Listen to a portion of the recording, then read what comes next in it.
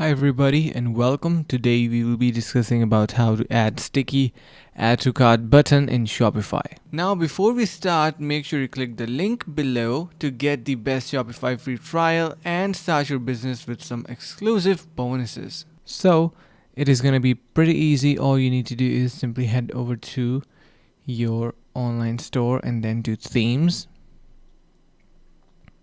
And there you need to click on customize button that is going to be showing up in here.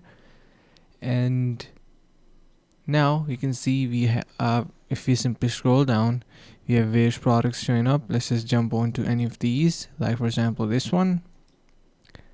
And once we are onto that, you can see we have add to cart showing up in here.